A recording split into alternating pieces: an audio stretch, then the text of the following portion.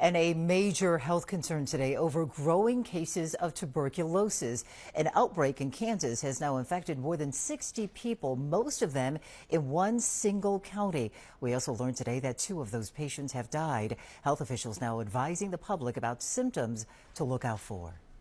Public health officials in Kansas City are sounding the alarm about a tuberculosis outbreak that has killed 2 people and infected at least 67 others, with authorities saying there are likely dozens of others with inactive TB. Inactive means you don't have symptoms, you can't spread it. However, it can reactivate at some point later. About 1 in 10 people that will happen. Tuberculosis is one of the world's leading infectious disease killers and is spreading person to person by germs that can stay in the air for hours. You do need prolonged contact with an infected individual. You know, if you briefly come into contact with somebody in the community, it's not very likely that you're going to contract tuberculosis. The exact reason for this specific outbreak is not yet clear. While TB rates in the U.S. have been declining since the early 90s, including by nearly 20% during the first year of the pandemic, CDC data shows rates began climbing in 2021 and 2022, surpassing pre-pandemic levels in 2023.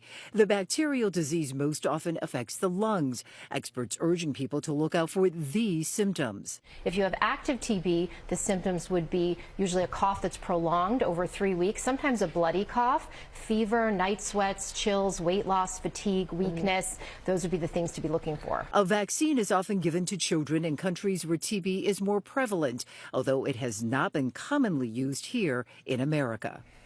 The Kansas Health Department says there is still a very low risk of infection to the general public there, adding right now they're focused on giving infected patients the appropriate treatment to help stop the spread.